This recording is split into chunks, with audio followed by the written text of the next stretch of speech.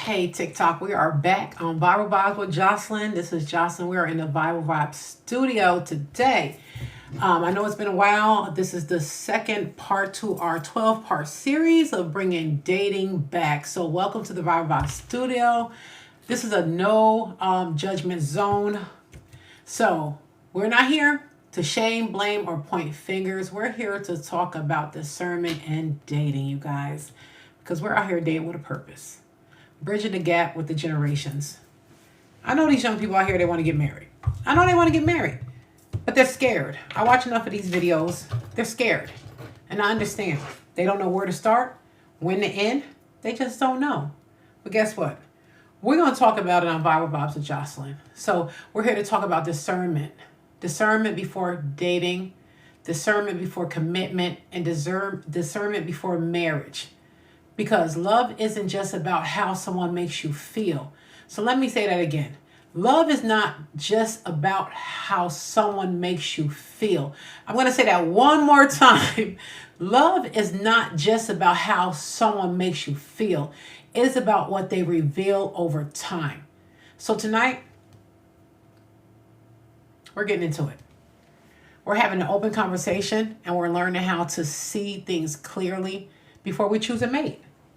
So before we get into the good stuff, I'm just going to double check and make sure we are live and everything is going good.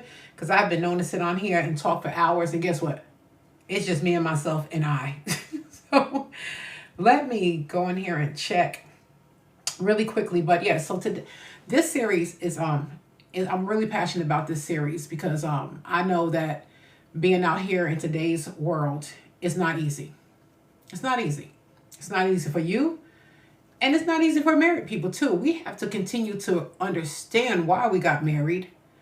We have to understand that it takes a lot of work. It's not easy, but anything worth having is worth putting the work into. So today we're going to start with how are we picking our mate? What are we looking at? What do we need to see? What are some of the things we need to keep our eye on? I like to look at it like this. We're here, we're dating. But first we have to make sure we understand some differences because there are a lot of differences. A lot of differences that I know I wasn't told. My parents didn't tell me these things. I was unaware of these things. I just went out and tried to pick the man that was closest to my father. My father is just, he's perfect in my eyes. He can do no wrong. So, I grew up in a two-parent household. I grew up with my dad. I've never heard my dad. I probably can count on, because my memory is not what it used to be, I will say I probably can count on one hand how many times I heard my dad raise his voice at my mother. My dad showed me what a husband is. So that's the difference. We have to realize the difference between a husband and a man. So before we get out there and we start saying, oh, we want to date, we want to date, we want to date, we want a husband, we want a husband, we want a husband. There's a difference between a man and a husband. And there's a difference between a woman and a wife. So these are just my opinion. I believe that the divorce rate is so high because men say they want a wife, but they're finding women. And women say they want a husband, but they're finding men. So let's talk about the difference. What's the difference between a man and a husband? So I started going down this rabbit hole today. I'm researching for this topic because I'm very passionate about this 12-part series. Like I said I'm going to do a 10-part series. I woke up one day, God said, no, you're going to do a 12-part series because you're going to tell them what they need to look for prior to meeting their husband. Let's understand. We're looking for a husband and a wife. We're not looking for a man and a woman, two totally different things. So let me break this down. So a man can provide moments, can say he loved God, can want companionship, can enjoy benefits without responsibility. That's a man. Listen, and let's make this clear. There's a lot of men out there that are great men, but not every man or every woman was born to be a wife or a husband. And it is okay. There's a lot of powerful single men in the Bible. There's a lot of powerful single women in the Bible, and it's okay. But if you're out there, before you start judging your spouse that you chose, and you chose a woman, you can't do that. Don't break her down because you selected a woman. She selected a man. So there's a difference. So a husband leads with spirituality. He protects emotionally. He provides consistently, and he takes responsibility of the serious things that goes on in the unit. So everything about a husband is not about himself. It's about us. So first of all, you have to be non-judgmental. Let's start there. In a marriage, it's going to take a lot of grace and mercy. I've been married twice. I was married for 23 years. My first time. I've been married now. Well, with my spouse. I was with my first spouse 23 years, married 17. Been married with my current husband 15. So I have a lot of experience with two different men, totally on different spectrums. I selected them at a different age in my life. I was very, very young, 18, 19 the first time around. This time, 39, 40. So I was able to see the mistakes that I made in selecting a husband. And it was huge. So we put these expectations on our spouses. We put these expectations like, I'm saying in my mind, I want you to be a wife. I'm saying in my mind, I want you to be a husband. But you was created to be a man or a woman. So, and it's not fair. It's not fair. Like I said, this is a no judge. I'm not judging nobody. I'm just saying it's not fair to put these expectations on people that were not created to be what you thought you wanted because you sought out the wrong thing. So, I have nothing but girls. I have a lot of girls. So we go through these things. We talk all the time. I hear them saying, how hard it is for them in this generation. So I was trying to bridge the gap. My daughter's usually on with me. She's not on with me today. She was out a little late. I wanted to get on by 7:30, because a lot of times we're here till 12 o'clock at night. I didn't want to do that today. I got to work tomorrow. So she's not here tonight, but me and her, we get on here and we bridge the gap. So she tells me, the whole dating thing with them, and it's a little bit sad, but it's not, because they have their mom who experienced so much, and I'm able to tell them things that my parents didn't tell them. So I have a couple of videos that I have lined up, and I'm going to be showing, I hope we get some young people in here. Please double tap that screen, share this live, get us out in the algorithm, because I truly believe that these young people today want to be married. They want families, but they are afraid. They're afraid of the gaslighting. They're afraid of the ghosting. They're afraid of the question, what do you bring to the table? No, there was no table. Before there was a table, there was an altar. So it's not what you bring to the table. These, people bring to the table, they fork, they spoon, they lip gloss. No, that's not what it's about. Let's get to the core of this. So I'm going to play this video, just bits and pieces of it. I was excited. I found some really, really good videos out there with people, young people, some older people too, because it's just not young people. This era that we're in, it's scaring everybody, because I tell you right now, if I don't stay married, I am done.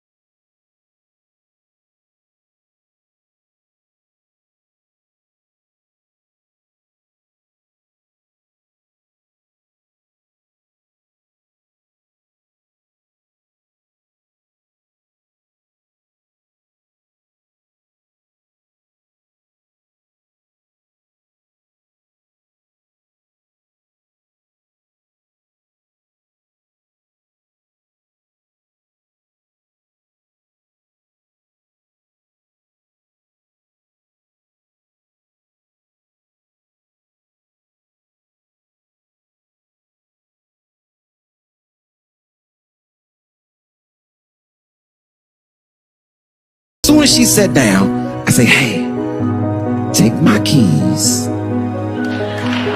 get your purse, and get out of here.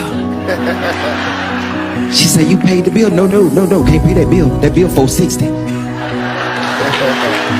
She said, I got $40. I say, that's not even the tip. I have a funny story. Let me turn this mic down. I do have a funny story about Dad. I had met my husband, and he took me out to dinner. He said, hey, let me pick you up. We're going to go out to dinner. Now, mind you, I will say this. When I met my husband, I knew he was going to be my husband. This husband that I have now at 39. I knew he was going to be my husband, irregardless of everything we had going on in our lives. Because like I said, we were older. We both had children, but I knew God placed that on my heart. So he took me out to dinner, and he had to go to the bathroom. He's like, oh, bathroom, order whatever. So I ordered almost like one of everything. I said to myself, I'm never going to see this man again. But anyway, I did. That was 15 years ago. But anyway, so yeah, I had a funny story like that to happen. But fortunately, he didn't say to me, let's run out the back door. I say, take my keys, get your purse, and get out of here. 2 steps. She took 2 steps and sat back down. They watching me. I say, ain't nobody watching you. You have my keys. Get your purse and get out of here. 2 more steps. 2 more steps. She sat back down. They watching me. I say, hey, let me show you how to do it. Boom. I get up. I'm gone. I can see her through the window. I'm telling her, come on. Come on. She's still sitting down. They watching me. 45 minutes. I'm outside 45 minutes. I would have left her, but she had my keys. I go back. She come out the restaurant. She finally come out all excited. Ooh, babe, we got him for $460. We got him, babe. I'm your body. You my client. I said, shut up. I got to use the restroom now. I've been out here for 45 minutes. I go back in the restaurant, washing my hands. I'm coming out. The waiter stopped me, say, hey, little dog. I said, what's up, man? He said, man, my bad. I said, what's wrong, doc? I said, man, y'all would have been gone. I said, why you say that? Man, every time she got up, I looked at her. Okay, so my daughter just came back, so hopefully she can come on, and bridge that gap. But yeah, that's a funny thing. So like I said, this is not we're not bashing men, so we're gonna get into this for the men. What's the difference between a wife and a woman? So this is what I came up with. A woman can be nurturing. A woman can be attractive. A woman can desire love. A woman can want marriage. And that's the thing. They want marriage. We want marriage. Men want marriage. Women want marriage. But when you're looking for a spouse, you got to sift through the woman and the man and find yourself a husband or a wife. So let's say this again. A woman can be nurturing. She can be attractive. She can desire love. And she can want marriage.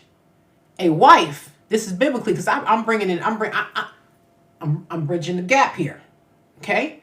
A wife wants to honor her husband. She wants to build, not tear down. She understands partnership, and she operates in wisdom. Proverbs 31:12 says she does him good and not harm all the days of her life. Proverbs 31:12. She does him good and not harm all the days of her life. That's the difference. So we have to understand that there is a difference between a woman and a wife and a man and a husband. So I dug, let me tell you something. God had me down this rabbit hole this morning. I was so excited when I woke up this morning. He gave me so much information that I was able to create 3 series this morning. But I only do the series once a week. I'm on here, but I do it once a week. So he gave me so much information. My head was exploding. Thank you guys for joining. Double tap that screen and give me some love on my hard work here. Actually, it wasn't work because I really enjoyed this. So the topic right now is marriage is not a contract. Let's understand that, because a lot of people say, what do you bring to the table? What can you offer me? How much money do you make? Can you take me on trips twice a year? You gonna get my nails done?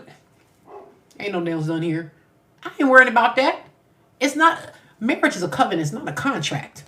So Malachi 2:14 says, the Lord was witness between you and the wife of your youth. She is your companion and your wife by covenant. So stop asking what a man can bring to the table. Because like I said, the altar came first. What can you bring to the altar?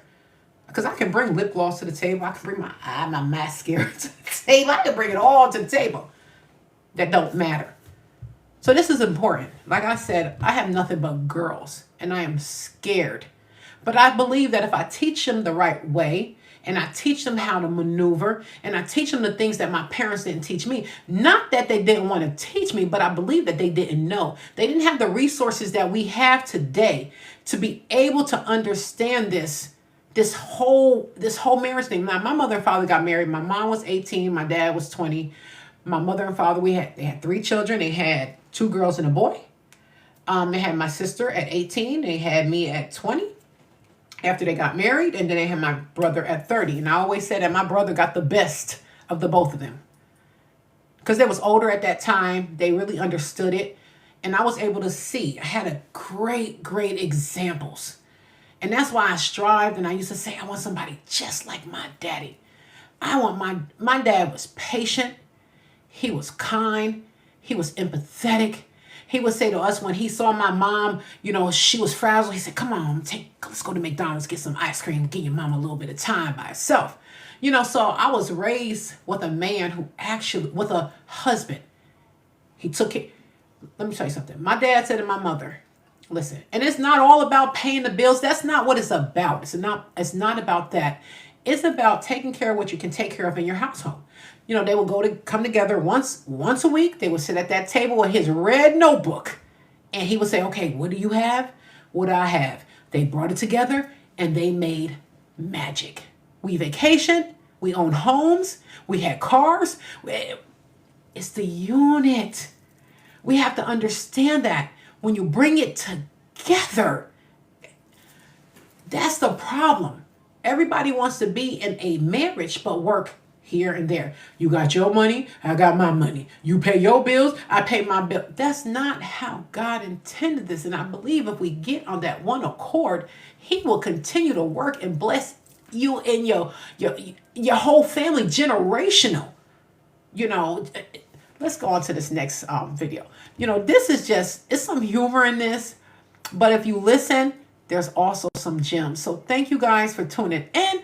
We're going to keep talking about this because I'm so passionate about this. Like, you guys have no clue. I've experienced so much in my life that I'm just at a place where if anything comes in my space that disrupts my peace, this is the answer you get. Okay.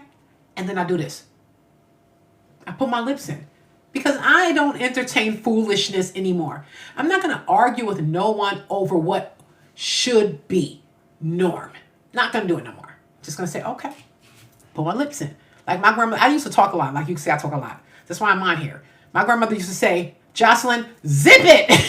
So, put my lips in. Here we go. 3 things I wish I knew before I started dating. I will never date an emotionally unavailable man again. And I don't care that your cat died when you were 6 years old. That is not an excuse to act like I don't exist. Number 2, I will never date a man that complains that women don't know how to submit.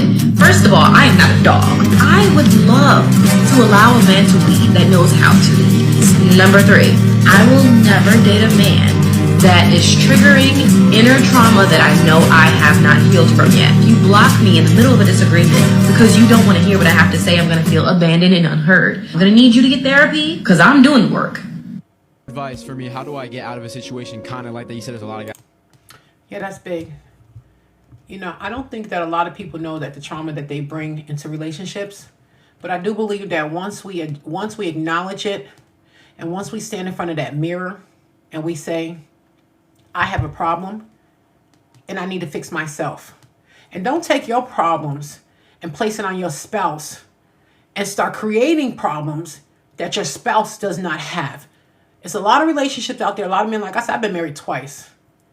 I get it on both sides. I understand this. I've studied. God put me in class. He put me in class twice. So I get it. A lot of times when you marry somebody that's wounded, they tend to take their injury and break your arm. And now you come from a place where you came from love, kindness.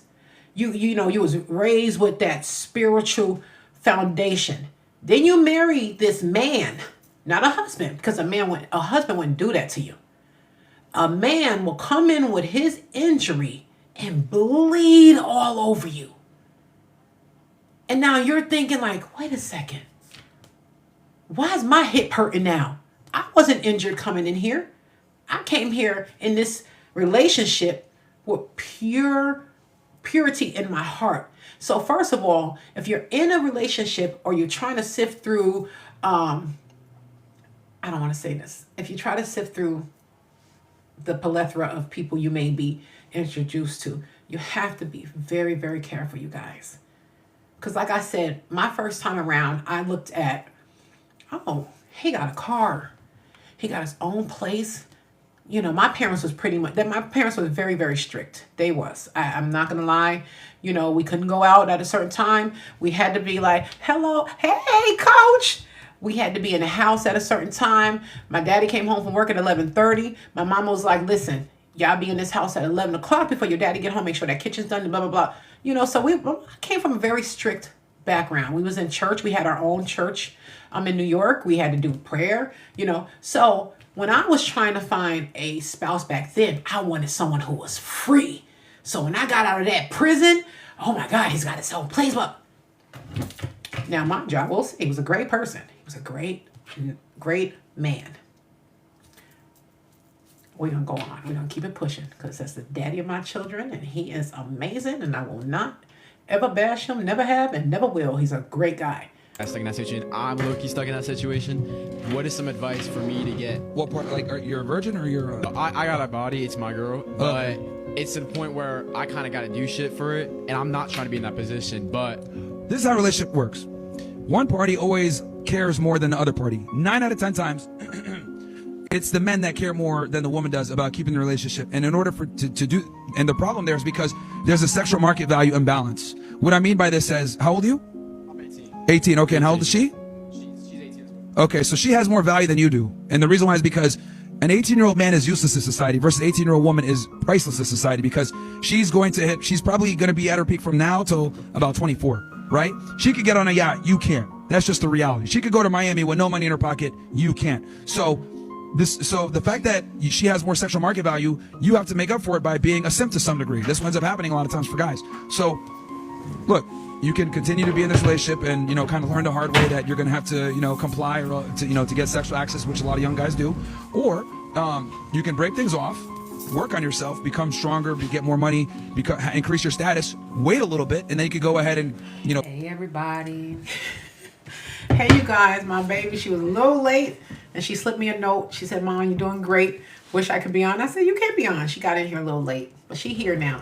So I don't know, this might be reset it or whatever because I didn't think he was going to make it, but she's bridging that gap. Hey, coach. And she's actually, I need her here because she's the youth, you know. So she's actually giving us their perspective. I don't know if you guys have children out there, whether they're male or female, but the big question is, do you want to be married? Yes, I would love to be married. What's some of the things that's holding you back in trying to find a mate? There are very slim pickings these days. I don't think a lot of my generation, majority, their desire is not to get married.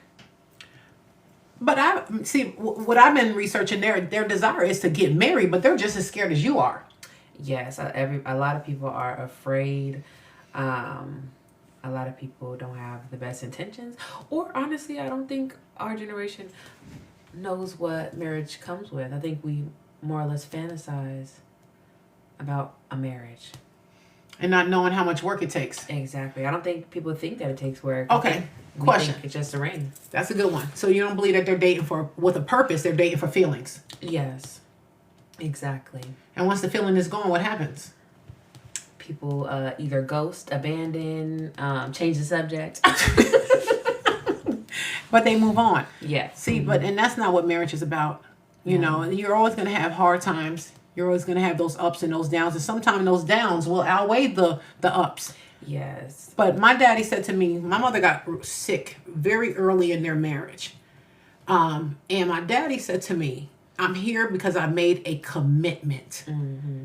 And he honored that commitment. He said, did I love your mother every day for 48 years? No. But I remembered why. Exactly. Mm-hmm. I'm here with her. And that is that commitment. Yes. And then next thing, it turns back around and they're in love again. So it's not walking out when it's hard. Yes. And it's all about how you view it. My grandfather viewed it as a commitment. I don't know if you guys watch a lot of podcasts, but oftentimes you hear people say marriage is just a contract. And that's how we're viewing it now. That's how my generation is viewing it, as a contract. Just a piece of paper. That's why people like Cardi B, even though she's married to Offset, she went out and had a baby with another man while she's still married. And she says, it's just a piece of paper. He won't let me out of my marriage. So that piece of paper didn't mean nothing. Exactly. Hey, Miss Lady Libra. Hey, Miss Lady Libra. So marriage is a contract. It's not a contract. It's a covenant. Mm-hmm. So when a man yells, okay, let's stay on that topic right now. Let me go to the next video because this is really good. This young man, he's having a problem. I think he said he's 23 years old and he's a virgin. He's having a problem with getting into the dating scene. So be 27, 28, 29 and go get that 18-year-old girl where you control the frame and you tell her what to do. Because I'll tell you this, women are terrible people when they have the leverage. They are terrible fucking people. They treat you like shit. They emasculate you. They make you do things for sexual access. You probably know exactly what I'm talking about. I don't mean to put you on blast. But every single guy in here has probably been through this bullshit with a woman before where if she feels like she's better than you or she has more sexual market value than you do and she feels like she's doing you a favor, she's going to let you, number one, know that, and then she's going to make your life miserable. And then on the part 3 is going to be she's going to cheat on you and not feel bad about it because she's like, oh, I could do better. So a lot of the guardrails that kept women away from doing stupid shit, they're gone. Shame, religion, the family, institution, patriarchy, all these things have been absolutely destroyed thanks to feminism, because in order for feminism to thrive, we must remove institutions that keep women in check. And since these institutions are basically gone, women feel like they can do anything, and they don't feel guilty about it because we have like music, we have a culture that tells women, know your worth, you do what you want. There's no such thing as, we're going to go against slut shaming. We're going to have a slut walk. So know that all these things are out there against you. And if you don't increase your sexual market value, you're going to pay the price for it. The reason why I know this shit is because I've been in your shoes. I've been played by girls. I've been shit on by girls. I've been denied. I've been rejected.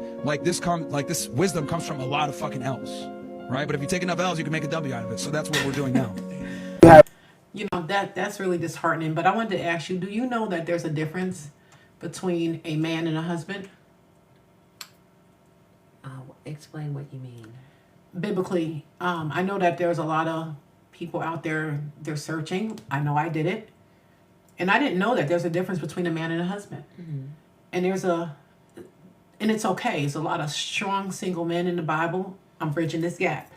A lot of strong single men, a lot of strong single women. Deborah, she was single. There's a lot of single women in the Bible. But a woman can be nurturing. She can be attractive, can desire love, and can want to be married and not know what it takes to be a wife.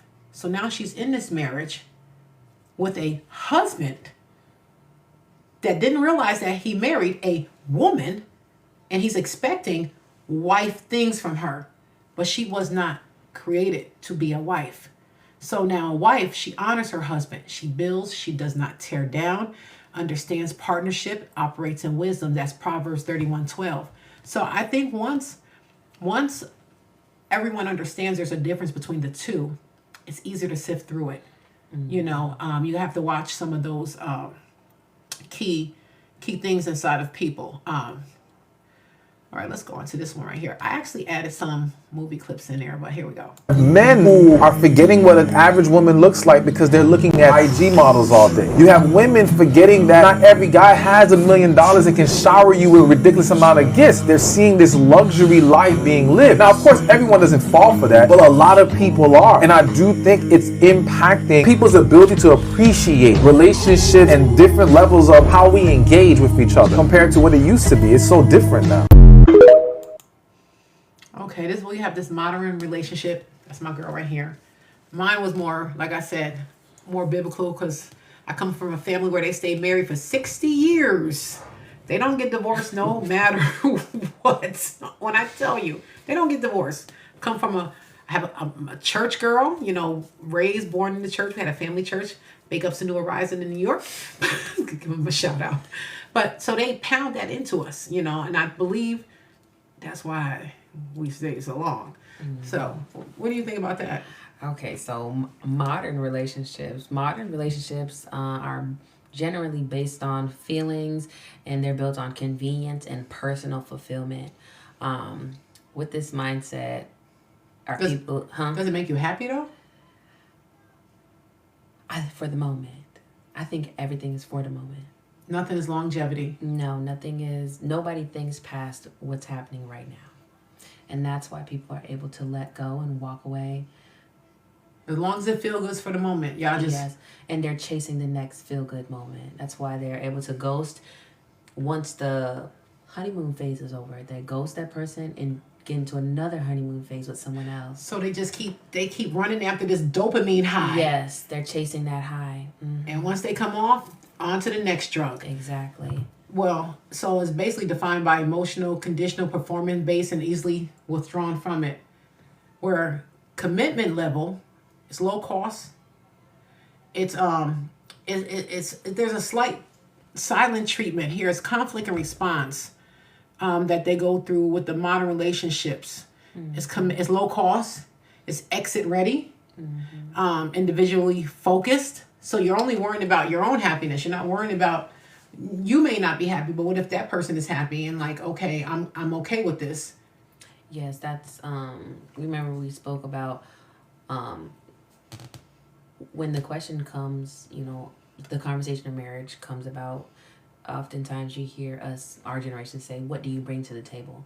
Because they're always thinking about what I can gain from this situation. So if I'm sitting here, it's like, what do you bring? What do you have to offer me? Not what do you have to offer the relationship, but what can I gain from you? And not even realizing before the table was the altar. Exactly. There was no table. Yeah, so that mindset, that has to change. Ephesians 5:25 said, husbands, love your wives as Christ loved the church and gave himself up for her. There's not what you bring. You guys got to come together. So let's go on to the next one. 5 things men want you to do but will never tell you. Make sure you listen all the way to the end because they get even more stupid but important as time goes on. Number 1, to pace them. This is going to sound really dumb and really stupid, but for us as men, I'm going to try to sleep with you on the first night, okay? I'm actually going to do my best to sleep with you on the first night, but if I really like you and I really want to take you seriously, subconsciously, I don't want you to let me sleep with you on the first night. I know it sounds so dumb and so stupid. Let me explain. I secretly want you to have so much self-respect that even though I'm charming and even though we're vibing on our date, you don't allow that to compromise yourself and to force you to make an irrational decision because you're emotional in the moment. It's going to sound really dumb, really stupid, but as I see you and you're a baddie and I want to explore you, the body, I end up meeting you, the person. And as I meet you, the person, I realize what I actually value is your heart, your soul, your character. That I become so attached to that I'm cooked. Eventually, I fall in love with you, the person, to the point where you, the body, doesn't even matter as much as you, the person. Number 2, men want you to not like them. Sounds super toxic, but the reality of it is I'm not going to be able to feel rewarded for something I didn't work for. If a 10 out of 10 baddie comes up to me and says her first words, I want to sleep with you, take me back to your place because I want to give myself to you, I'm going to think that she's trying to set me up because that's not going to feel right or justified or like it even makes sense for how the world should be. The best thing you can do for yourself and for a guy is to be playful with the man and make him teeter-totter on the edge of feeling like, does she actually like me? I don't know if she likes me. Is she just playing with me? Or is she actually for real, for real? Just enough for him to question. It doesn't have to be crazy.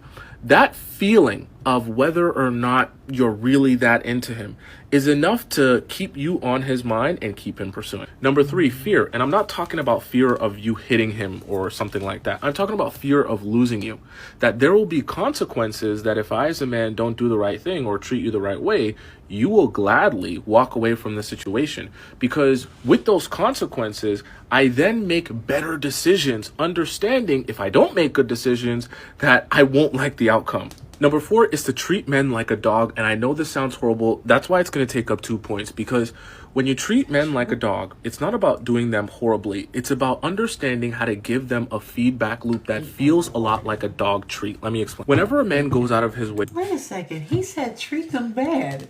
He said treat them like a puppy almost. Only reward good behavior. Don't acknowledge bad behavior. A lot of men, it's psychological. They like to play these mental games where they like the reaction because it gives them an ego boost. So if you're doing something, if they do something horrible and you come and you're yelling and yeah, they're expecting that reaction. So it gives them an ego boost. They're like, oh, she really must care. But if they do something and you ignore it, you're like this, then they start to wonder, why doesn't she care? Does she really like me? Is she that interested? Oh my Lord, this is too many rules to this mess out here. Let me ask you this: do you believe in nagging? What do you think nagging is? I think nagging only happens when you continuously repeat yourself and somebody's not listening to you. See, my daddy told me. User 3329 says rewind. Rewind to where? Rewind to what? What do Thank you, Coach. Thank you Coach so much, said this is great conversation. Thank you so much, Coach. But when he says treat him like a puppy, treat him like a dog, when he does something nice, you have to reward him? Not reward him, but just let him know oh, I really appreciate, you know what I'm saying, what you did, acknowledge it, make him feel good. That way he enjoys that feeling, and then he knows that positive actions get rewarded and negative actions get ignored. What the heck? My daddy taught me women don't nag. Women keep repeating themselves because you're not doing what they ask you to do. My daddy told me do not stop requesting what you want. Well, my daddy told me if you ask and they don't do it, ask one more time and they don't do it again, next. I'm not going to keep asking. If you don't do it out the first request, then maybe you don't want to. I'm asking the wrong man. Yeah, there you go. That's right. That's right, because the right man will say yes. Would want to do it. Okay, there you go. Okay, she dropped. That's a good one. That's a good word, girl. For you, whenever he takes action for you, whenever he's doing good work for you in this relationship, and you understand that at those moments in time, those are the most sensitive and important moments to tell him he's a good boy and give him his appreciation and praise him for being such a good partner to you, you understand that there's a feedback loop that's happening within his mind where he's receiving a dog treat for doing that work for you. Over the course of time in your relationship, he'll begin relating and correlating the fact that he'll receive appreciation, aka the dog treat, anytime he does good for you. So anytime he wants the feeling of appreciation, what's the first thing he goes to? Doing more good things for you. See, men never want to say that they need to feel appreciated by you to feel good about themselves because it doesn't sound manly, right? But the reality of it is, it's very true. Stop jumping into relationships with people you don't even know. Okay, man, drop a 1 in the chat if you need a doggy biscuit to say that everything's good. I think what it really is when you ignore that bad behavior, because men are not used to that. Especially, I'm 25 years old, and the older I get, the more men that I speak to, they have a lot more experience with women. Okay. And it's very rare for you to run into a woman that is emotionally mature. Okay. So after you're done dealing with women that can't control their emotions, every time they do something wrong, they're barking down their neck, they're screaming at them. Out. When you finally meet that one woman, when you're waiting on that reaction and she says nothing, that's when all of the flags start going off in their head like, wait a minute. the other one would have jumped down my throat. I haven't heard from this girl in 5 days. So they look at, now, mind you, married couples, husbands and wives, they do argue. So don't think that if you get in a relationship and you get a wife and you guys start to arguing, thank you, she is a woman. No. There's a difference. Wives think, I believe, we think more about us. I am so us-based, it's ridiculous. Because like I said, I grew up in a two-parent home. I saw my mother and dad sit at that table. They went over their book. My father had a red notebook. It's so funny because I got one sitting right on my desk right now. My daddy had that notebook and he had everything lined down. He Good told evening, her. Miss Lady Libra. Hey, Miss Lady Libra. So so they were so in tune with each other. 48 years. My mom passed away though. They would have been married now, I think 57 years. But they was locked in. So I came from a great example. So it's hard for me to fix my brain for foolishness when I know that if this doesn't work, I know what works. I'm following the blueprint here. Mm-hmm. So, and I'm hoping that with this is a blueprint that you can always go back to and say, I need to start sifting through the men to find me a husband. I'm using the dog treat. You what? I'm using the dog treat. What's that? A dog treat method. I'm just kidding. She said she's losing a dog treat method. So how do you feel about that? About what? Rewarding positive behavior, ignoring negative behavior. Okay. I ain't bringing out no darn dog treat, but I will tell you, I appreciate you. I will tell you, thank you. That's what he means. And of course. Mm-hmm. Of course. Why wouldn't you? You want your man, your husband, to know that he's appreciated. You told me that as well. Yeah, job well done. Mm-hmm. They need to hear that as well. That's men like the ego stroke. She said, men, drop a 1 in there if you like your ego stroke. Yes, you have to big up your man. Big up your man. You do. And you do. Let's go on to this guy. And I ain't talking about their favorite color or what school they went to. I mean their background. Cause half y'all ain't dating partners. You dating unhealed trauma, family curses, and childhood wounds. Wearing perfume and cologne. Everybody wanna say, why they don't communicate like I do? Why they shutting down? Why they exploding over the littlest shit? Because you never took the time to learn where they came from. Did you investigate their family history? Do they come from love or survival? See, that's the thing. And I'm going to tell you this. Never believe what a man tells you or what a woman tells you. Do your own homework. Vet through it. I mean, talk to everybody you can. What do I always say? What? Guilty until proven innocent. Guilty until proven innocent. I promise you. You know what I'm saying? Because you will lay down with somebody's potential and you will wake up with their reality. So you got to do your homework because, a man will spill out the great things about himself, but self-praise is no recommendation. Let's start there. So you can meet somebody, he can say, oh, you know what? I make sure that everything's taken care of. He can seem like he's emotionally mature and oh wow, I found this great guy, I can cry on his shoulders. And no, you need to do your homework. What is family saying about him? Mm-hmm. What is mama saying about him? What the guy from the corner store saying? What the guy from the corner store saying about him? So we gotta do homework. So it just doesn't start when you get that ring. It starts way before that, you guys. You got to have discernment. We are out in this world, and this world is ugly. And it's okay to be by yourself, because when you're alone and you're sitting back, that's when you hear God speak to you. And he's going to tell you these things. But if you're not okay with being alone, you're going to have a lot of crap to have to go through. Yes. And to piggyback off what you said, I would say when you're dealing with a man and you're getting to know him, only go off of what you see. Boom. Go off of what's in front of you. Don't assume anything. What do you always say? When you assume, you make an ass out of yourself. That's right. So don't assume anything. Take exactly what's in front of you, and that's what you're getting. That's what you're getting. That's what you're getting. There's nothing more in store later. This is exactly what you're getting. Do you want it or do you don't? Exactly. After you get married, you say, why is he the same guy he was? I thought he was going to magically turn into a husband. It doesn't happen. And that's why I believe there's so much divorce. Because there's so many people are marrying men and women, and they're not marrying a husband or wife. Mm-hmm. And So you find, and it's hard. Don't get me wrong, because I was born a wife. I was raised by a wife. I was raised by a woman that said, you get that chicken, he gets the big piece of chicken. Make sure the house is quiet. That's what he said. It starts back at their family life. And a lot of men from my generation, they don't have fathers. So they're being raised by women. And they have this idea that, you know, that's where I'm who's the prize and what you bring to the table questions, because they're being raised by women. They're not being raised by men. You just said I was raised by a wife. Well, he was raised by a wife. A wife. And you wonder why he act like one. Right.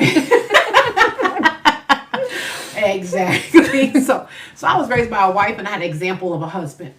You know, my mom and dad, I would walk in, they'd be at the kitchen sink, kissing and hugging. I'm like, oh, get a room. She washing dishes, he's tapping her on the butt. I'm like, oh God, you know. Yeah. So I saw that love, that connection, that affection. You know, we tell each other we love each other all the time. We had great communication. If there was a problem within that family and our unit, like I said, it's 3 of us.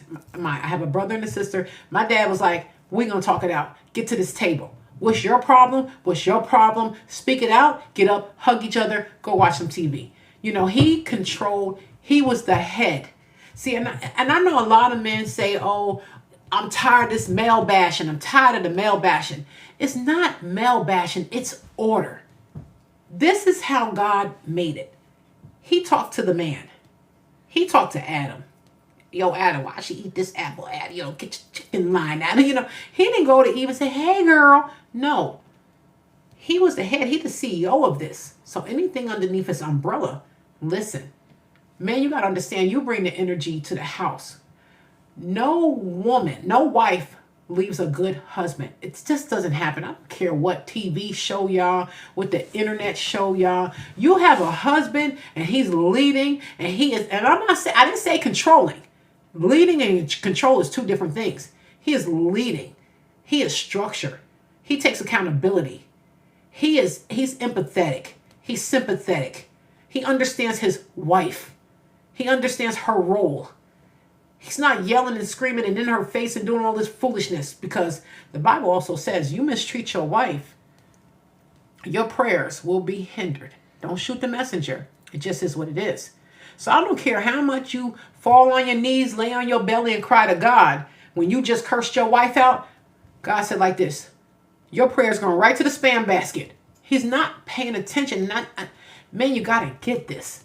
So before you decide to commit, it comes with great responsibilities. Great responsibilities. And if you're not ready for them, sit back and chill. And it's okay. It's okay. This is what I'm saying. It's okay. Okay, let me ask you this. Okay. Should women still do wifely things even if their husband is emotionally distant? Now, I have a problem with this. My answer is no. But because I'm a wife, I can't stop myself. So I will go the distance of being a wife to the end. Because at the end, God is not going to say to me, hey, Jocelyn, how did he treat you? He's going to say, Jocelyn, how did you treat him? So I'm holding accountability for my own soul. So I will still do those things. Regardless, I'll throw the plate at you like, here's your food. Here, I make some coffee. Take the coffee. You know, but I'll still do those things because at the end you still care. Mm-hmm. And you don't want to add more to the issue. You know, so that's me, but I can't even answer that. That's an individual thing where you are in your spirituality and in your walk. But at this age, I'm trying to walk straight and narrow. So yeah, I'm getting to cooking. Cooking that big piece of chicken. Let me see if there's anything in here. It's so much. When I tell you, when God put this on me, I put 10 on me. God put 12. And last night I was up at 2:00. He was sending me all this information. I was out my bed at 7. I was like, trying to put it all together. But it was so much information that, oh Lord. Did you observe their mental health? She would say yes, continue. Me too, Coach. Mm-hmm. Yeah. Like I said, I may throw that chicken at you, but you won't eat tonight. I eat. Are they dealing with depression, anxiety, abandonment issues? Did you investigate their abuse history? Was they violated? Did they have to raise themselves? But y'all expect for them to just act right because they grown. Growth don't mean heal. Age don't mean emotionally mature. Some people 30, 40, 50 years old still operating off of pain when they were 6. Before you I came across one thing, and it was grown versus an adult. See, grown mean you're big. Grown mean this is just something we do unless you're Emmanuel Lewis. You know? But grown, we get taller, we get older. It's just part of the anatomy. It's how God built us.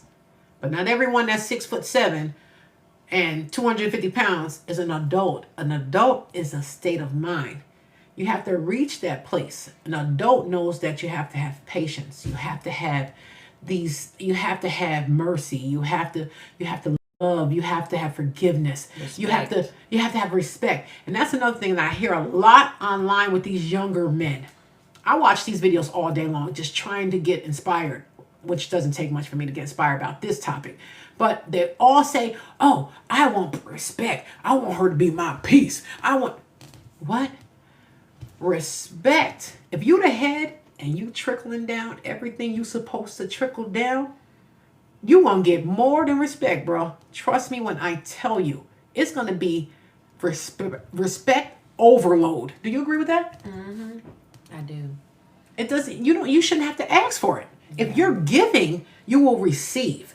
Mm-hmm. So if you gotta ask your wife to respect you, you need to step back and look in the mirror and say, what am I doing that's causing my wife not to respect me? Because no woman wakes up. It is in a woman's nature.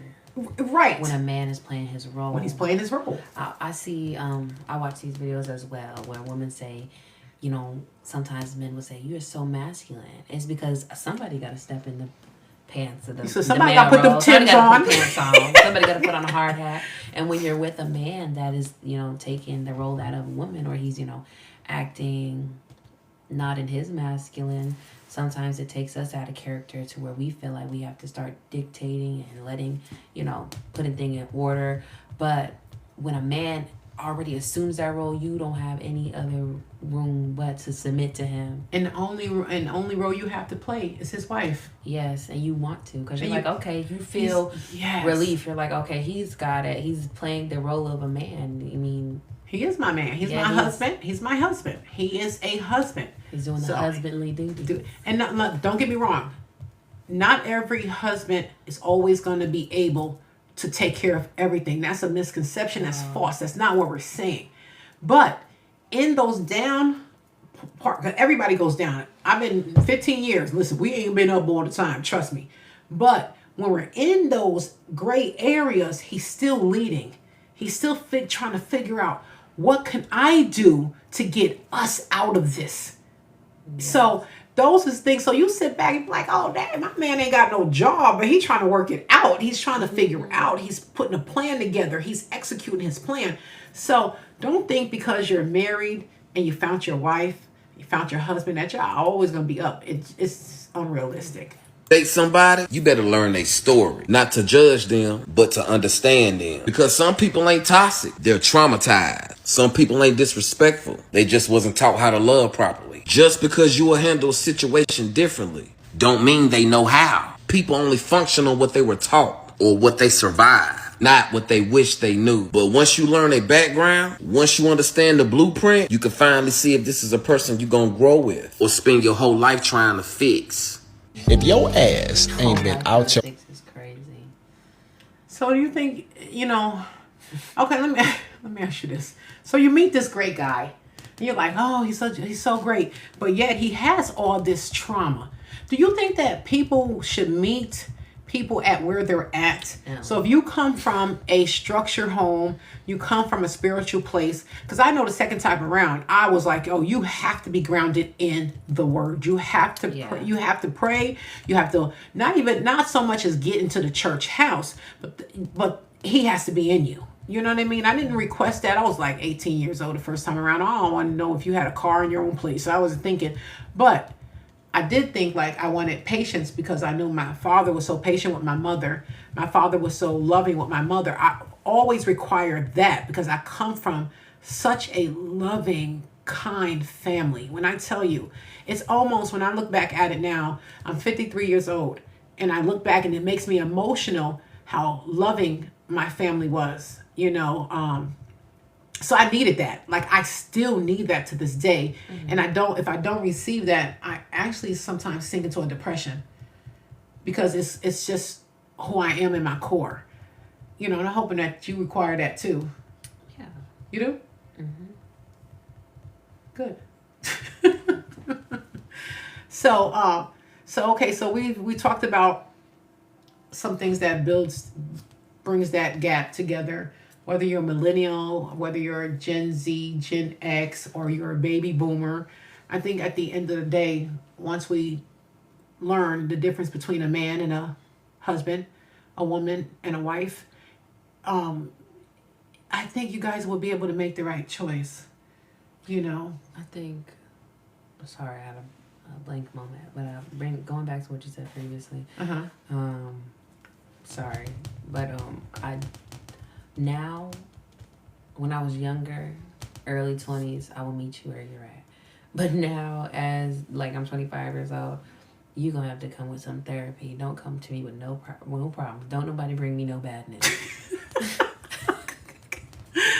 If you are not healed, you got baby mama drama, you got extra trauma from your daddy, I can't teach you how to be a man.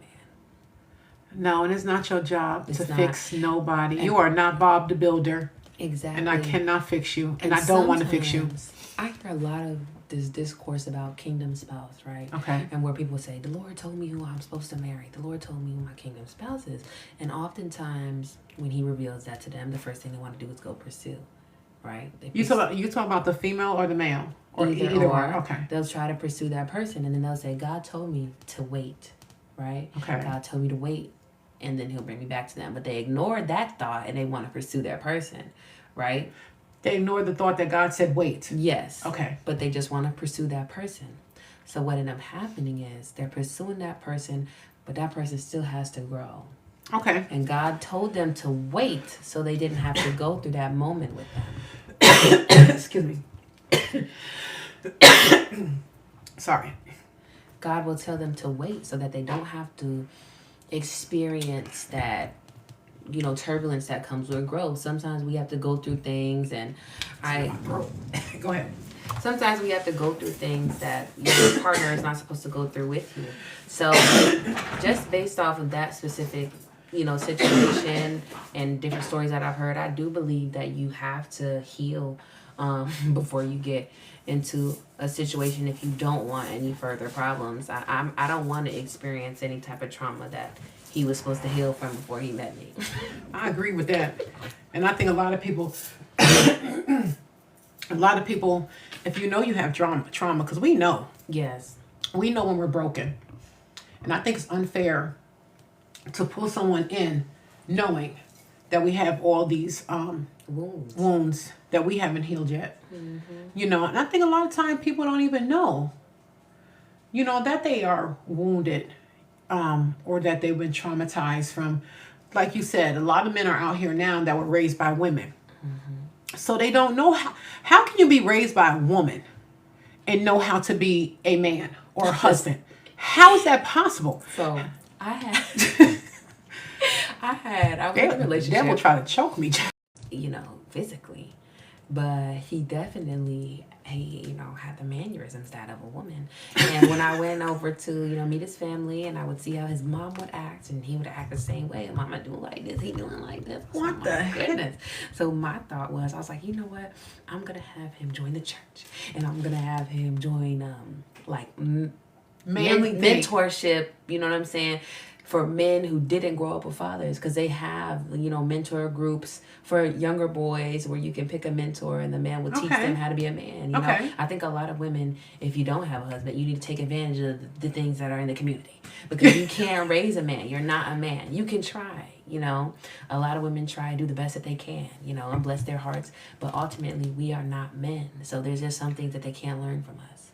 And I think everybody has to understand it's okay not to be married. It is okay not to be in a relationship. There's some strong, powerful men in the Bible who led, that was leaders, So you have to accept. You just have to accept what you are. I'm a man. I don't want to provide. I don't want to lead. I don't want to take accountability. I don't want to be the one that has to lead 5 and 6 people, because that's what it is. My brother, Yes, My and brother be has. single. So be Be single. If you single. don't want to do that, don't be with a woman and then try to. Don't be with a wife. Don't get a wife. Don't get a wife and try to change, the way that the order is supposed to be. Exactly. And switch it. Just be alone. Be, single man. Don't go and get married if you want to be the princess. I will tell you this. Like my brother, he has 5 children. Where they do that at in this day and age, I have no clue.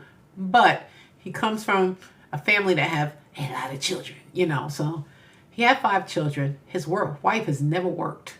My brother has worked 2 and 3 jobs to provide. And he told me the other day, he said, men will do what they want to do. Mm-hmm. Men will choose. If he wants to provide for you, he will. If he doesn't, he won't. And a man will change and try to learn and start hanging around with husbands and trying to learn this. Exactly. But luckily he had a great example. He's just like his daddy. He's just like my father. And that's why I leave. Aaliyah. I believe that. Aaliyah. I 100% believe what? What? That's why I leave so fast. A man will do what he wants to do. So if we're together, we're talking, you stop doing the things, sayonara. Because I think you don't want to do it. That's why you said nagging. If I have to ask him several times, then You he just doesn't don't want to wanna do do it. I'm not going to beg him to. But they will manipulate you and say, why you nagging? You doing this? No, you're not going to convince me that me asking. That's why I leave. And she will leave. Y'all don't want her. Trust me when I tell y'all don't want this one. Your mama crib or your daddy crib, Bell Pamperton, whatever, however you coming, and you ain't never handled grown responsibilities. You are undateable. Wasn't taught how to love properly. Just because you will handle a situation differently, don't mean they know how. People only function on what they were taught or what they survived, not what they wish they knew. But once you learn their background, once you understand the blueprint, you can finally see if this is a person you're gonna grow with or spend your whole life trying to fix. If your ass ain't been out your mama crib or your daddy crib, Bell Pamperton, whatever, however you coming, and you ain't never handled grown responsibilities, you are undateable. You are undateable because you don't understand prioritizing your real life versus like what you want to do and type shit. You understand me? Because real life shit, bro, you got to make sacrifices on what you want to do because this is what you need to do. You understand me? And if you've been under somebody else's care, then they've been taking care of all your primary bills and you ain't been having nothing, bro. You don't know nothing about strategizing and putting shit together for your life and for let alone somebody else's life. You understand me? And God help me when I see people that got kids and they doing it under their parents' care. They like to throw a baby on top. What do you mean? He just said if you're living, somebody's taking care of you, you don't know anything that it takes for life itself, basically, especially not a partner. Oh, right. You ain't never been on your own. Exactly. And then I said, and they love to throw a baby on top. And he said, and especially not to have kids on, you know what I'm saying? And a child into this whole dysfunction. A lot of people think, God. There's so much dysfunction going on. We're doing a great idea. Let's have children.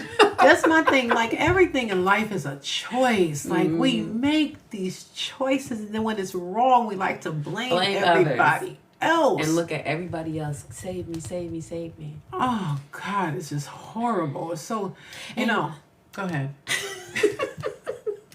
That's why I'm so cut and dry. And I'm so, not that I'm hard on people, but it's hard for me to She hard on people. No, just say it, girl. She don't have no sympathy. She worse than her mother. Now, me, I'm like the Rock of Gibraltar. Listen, I'll cut you off at your throat. She cut you off at your forehead. It's because it's hard for me to sympathize with adults making adult decisions. You are conscious. You are competent. You're making adult decisions. Why do I feel bad for you?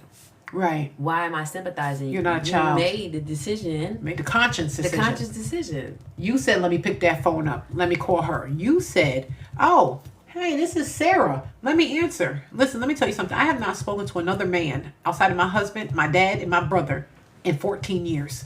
I don't entertain nobody. You said, I'm sitting here. I have this man. He cheated on me 6 times. He doesn't have no car. He don't have no job. Let me have his baby. And you want me to feel bad for you. Girl, no, we ain't doing that. I don't. That's why I don't have no friends. Y'all don't be like me. She don't have no friends. She got one. Bro, you know nothing about responsibilities. You know nothing about true parenthood. You know nothing about, I don't want to hear you complaining. None of that type of shit. If you guys aren't spending time pouring into the friendship before you guys actually become partners, I think it becomes really hard. So I'm thinking about all the conversations I have with Candace. Let me ask the chat, what y'all think about that? Do you think, drop a yes or a no in the chat if you think that it's your job when you meet someone and he comes or she comes wounded to fix that person. What do y'all think? Do you put the work? Yeah, we're gonna pray, but do you put the work in, or what do you do? I think you can put a certain amount of effort in, and it has to be matched. You think it has to be matched? Y'all think, Coach, I know you know, Lady Libra, what y'all think? We older than her. Okay. Do we put the, she said, okay, teach me. Do we put the work in or do we not? What do we do? I'm going to take a minute of quietness just to see what you guys say.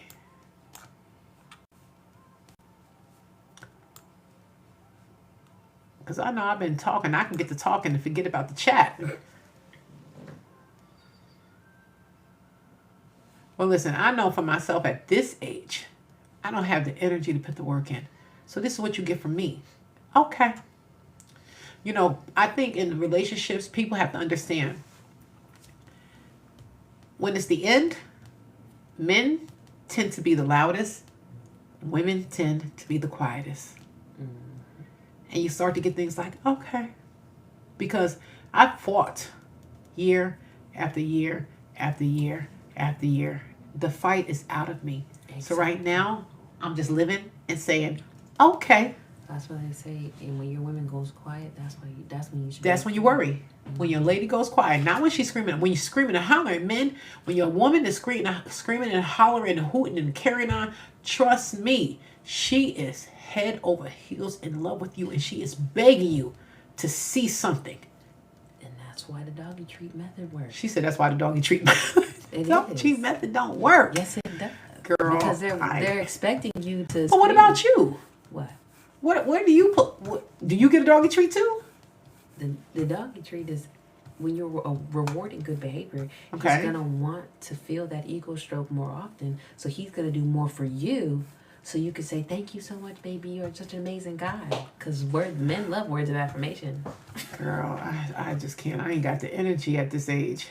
About being vulnerable and things that are on my mind and things that are on her mind. Yeah. And the reason why we are able to navigate through that with so much grace and peace is because you guys got to get on the piano next time. I knew who she was. When we was there, I saw that in her. You know what I mean? So I think that's what like people should try to do before they actually take the next step with their relationship with their partner, is really try to find how you could become more of a friend to this partner and how that partner could be more of a friend to you. Okay. Let's see what the next one had for us. Here are 4 brutally uncomfortable truths to consider before starting any new relationship. And listen, if you're a bit of a Karen, a snowflake, or you're easily offended, please do yourself a favor and keep scrolling, because this is not for you. Number 1. If you are not comfortable being on your own, and I mean really, truly, deeply comfortable all on your own by yourself with no one else, then you will ignore the red flags that they show you. You will lower your boundaries and tolerate behavior that you know you don't deserve. And that makes you a doormat. A doormat that... That's my friend. I'm gonna go back. Like, I knew who she was. When we was there, I saw that in her. You know what I mean? So I think that's what like people should try to do before they actually take the next step with their relationship with their partner, is really try to find how you could become more of a friend to this partner and how that partner could be more of a friend to you.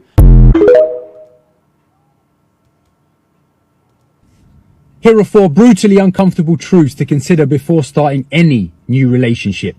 And listen, if you're a bit of a Karen, a snowflake, or you're easily offended, please do yourself a favor and keep scrolling, because this is not for you.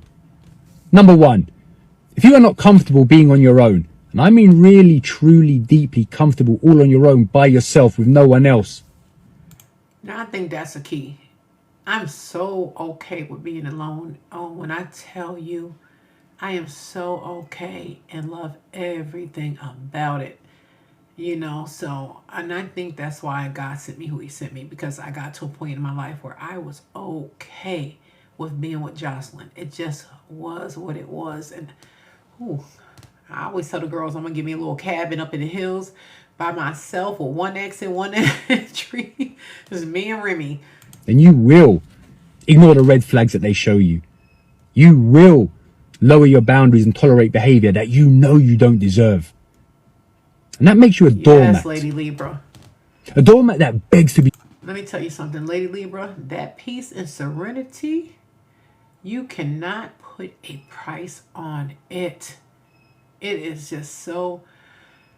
Oh, Lord, I've been an empty nester now for 3 years. And I couldn't imagine if they called me and said, hey, Ma, like she just staying with me now because my husband is traveling for work reasons and he doesn't like to leave me by myself. But if they had to call me and say, Mom, we moving back, I'd probably be like, here, listen, I'm going to help you get your place, because I'm just at that point in my life. You trampled on time and time and time again. And the funny thing is, you will allow them to trample all over you. You will allow them to treat you like shit because you're too scared to be on your own. Playing, but we're going to listen to him. So it's not about wanting to be on your own. It's about learning to be comfortable and at peace when you are alone, because that is your fucking superpower. Number 2, if you go into a relationship with needs, emotional needs, psychological needs, financial needs, any variation of needs whatsoever, then you become a beggar. And listen to me, beggars don't get what they want. The fuck do you think this is? Beggars get whatever is given to them. So when you understand and realize that you can cultivate everything that you need all by yourself, on your own, with no one else, then you step into your power. And you no longer need the scraps that are given to you, because you get to choose whatever it is the fuck that you want. So here goes, number 3. You don't get in life what you want. You only ever get in life what you are. So if you go into any new relationship without actively trying to be the best you that you can possibly be, meaning that you are not working on your mental, emotional, spiritual and physical health, then you are not a great catch. No, you're not. And your subconscious mind will know that you are not bringing the best you to the table. So you will only ever attract bottom of the barrel partners, because like attracts like. So if you want to... He said the bottom of the barrel. And I think that we should actually find out, who were you with? Who were you dating? What type of people were they that you allowed into your life? That all matters. You didn't even think about that. Who was you last married to? Who was your last woman and your woman before that? Then you realize, oh God, you was married to the crackhead. You was married to the woman who's, worshipped Satan. This is so important. I'm telling you, trying to find a mate is no easy task. And first of all, as a woman, you shouldn't be trying to find him. He should be trying to find you. But when he finds you, don't always think that was sent by God. Still, we got to do our homework to protect ourselves, our children, everything. Attract better people into your life. You don't need to look anywhere other than inside of you. Because if you want better, you've got to start fucking acting better. That's right. All right, let's go. Number 4. Those red flags that you ignore in the beginning are the same red flags that will come back later on down the line and rip your fucking heart out. You see, I'm talking to you. You're a teacher.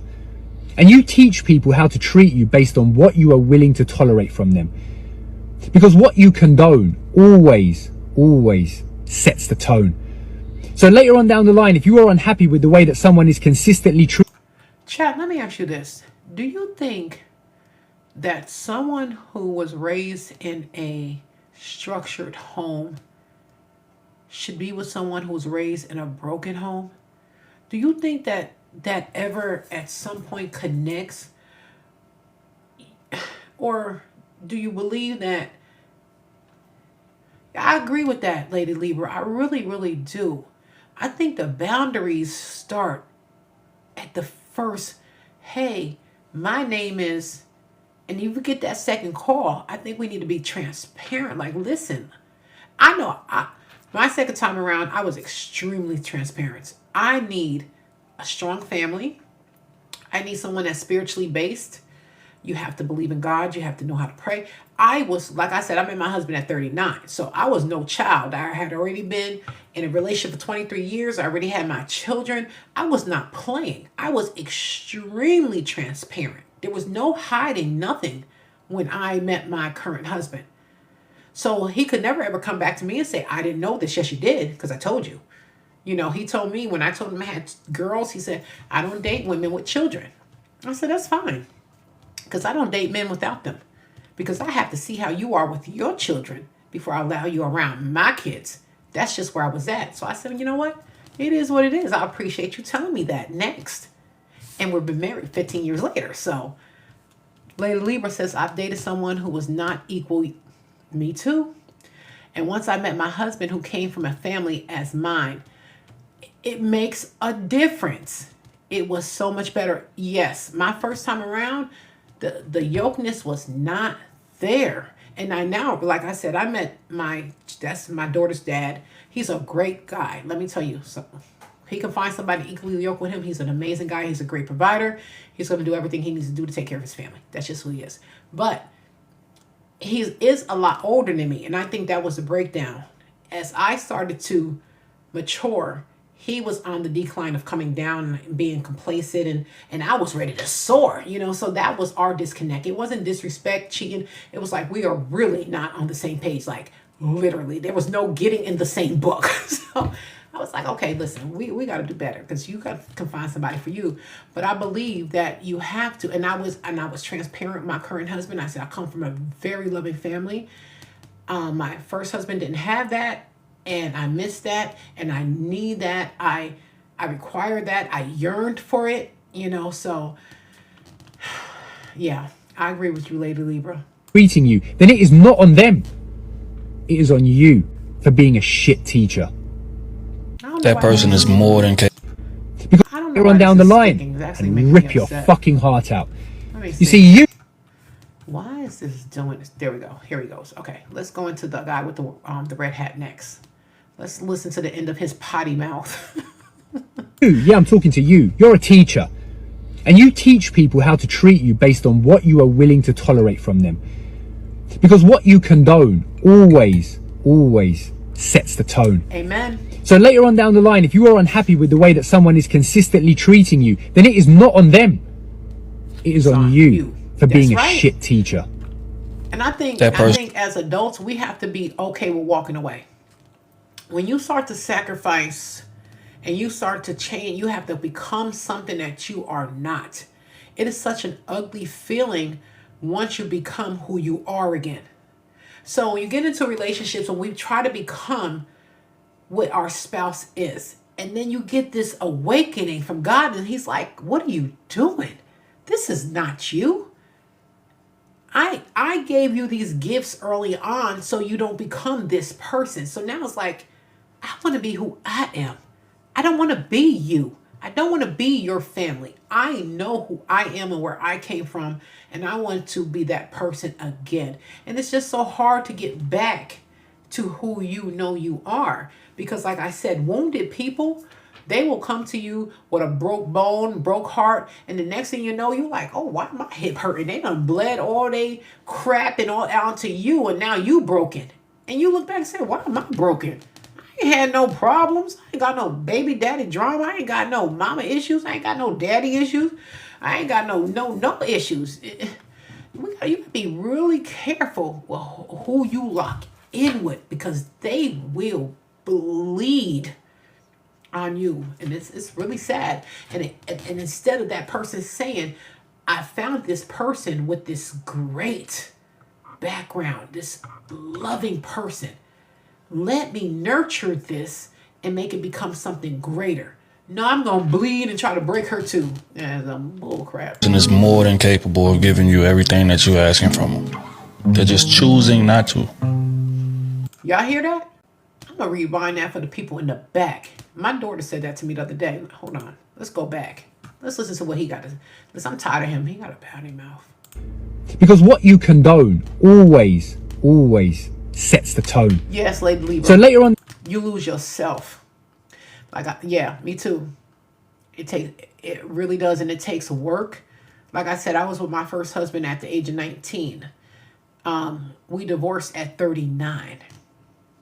And when I was 35, I kept saying, no. And I kept going and going and going because my family, we are longevity. They've been married 60, 70 years. They don't divorce. So I was like, I cannot break this. Our family hangs in there. I'll be the first person who divorced. And I kept holding on. I was like, listen, I don't care. I'm done. I'm out. I'm out. It's time for me to fly. I'm a Leo. It's time for me to soar. Down the line, if you are unhappy with the way that someone is consistently treating you, then it is not on them. It is on you for being a shit teacher. That person is more than capable of giving you everything that you're asking from them. They're just choosing not to. Like far too often, like we give people benefit of the doubt that just don't deserve it. Like we confuse them not providing us what we've been begging them for throughout the entirety of our relationship, for them not being able to do it. And that's just not reality. Reality is that if somebody values you enough, when you come to them with grievances and when you come to them with things that you really, really need from them, they're going to go out of their way to make sure it happens. Right? But again, that person has to value you for that to be the case. If you're dealing with somebody that doesn't value you, they're going to continue to make excuses as to why they can't give it to you or why they can't be that person that you need them to be. When in reality, they can if they wanted to, but they're choosing not to. And we got to make our decisions according to that. It's funny. Next thing you know, you choose not to love your spouse the way your spouse does, not the way they want to be loved, but the way they deserve to be loved. And then you end up in divorce. And then you sit back by yourself and say, all she asked for was love. All she asked for me to do was to lead.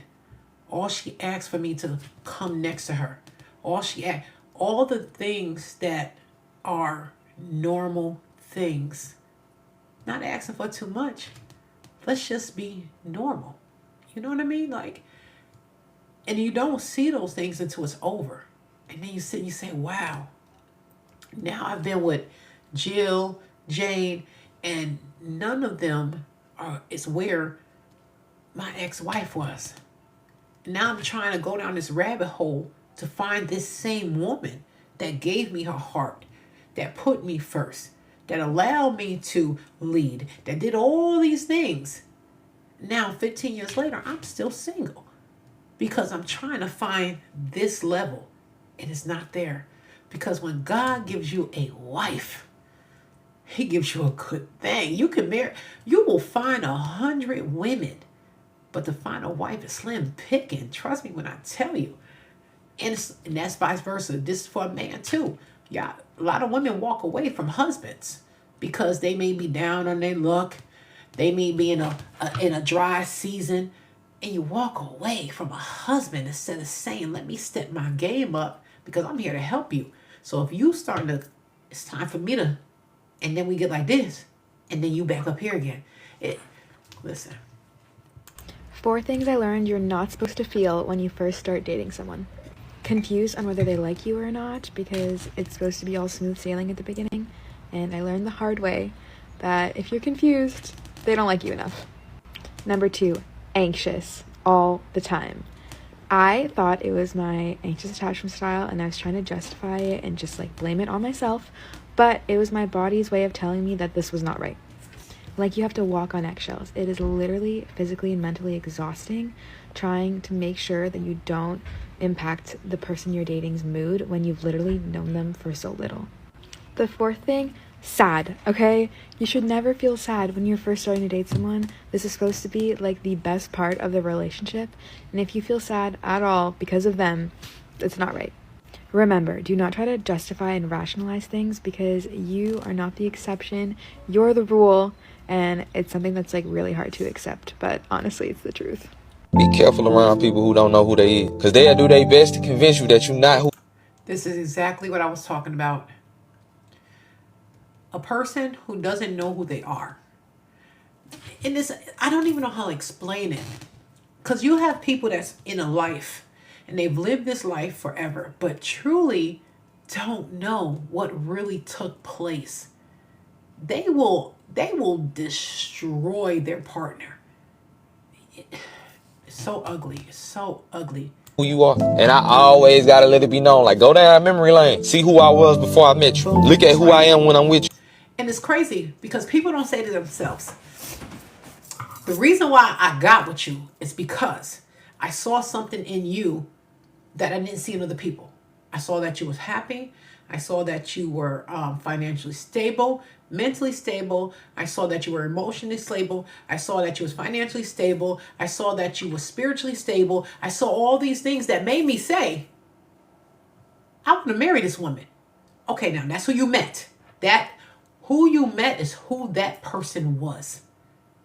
So now the years go on and you see that person that you met start to transform, and you don't step back and say to yourself, what is going on here? Come on now. I gotta go back to that guy. Not her. Careful around people who don't know who they is. Because they'll do their best to convince you that you're not who you are. And I always gotta let it be known. Like, go down memory lane. See who I was before I met you. Look at who I am when I'm with you. And know that once I'm done with you, I'm gonna go off and do better. Because all I'm trying to do is be great. You gotta be careful around people who don't know who they is. Believe that. Well, the topic of this series was bringing marriage back and letting our this generation know that it is okay and it's a good thing when you find a good thing, and just know that the responsibilities behind the commitment, don't take it lightly. You know, get your counseling with your spouse, with your mate, lock in and understand what you are committing to. It's not superficial. It has to have substance. You have to understand what you are saying in front of God. And if you don't, it's okay to say, you know what? This ain't for me right now. Maybe I need a couple more years. You know, a lot of people say, oh, I'm 50. I need to be married. No, you are 50, but mentally you were 20. So you're still not ready. So my co-host snuck out. I told you she came in late. She left early. Can't find good help nowadays. You guys, thank you, Lady Libra, for hanging in there. Thank you, guys. We will be back next week. This is a 12-part series. Let me tell you something. God has got me filled. I'm telling you, I could go on all night with this, but I know I'm going to go to work in the morning. So I will be back in between doing other things. But next Sunday, part 3. Thank you guys so much. Have a blessed night, everybody. If I could know how to get off of it. Maybe stuff will be on here. Here we go. Bye-bye, you guys. Good night.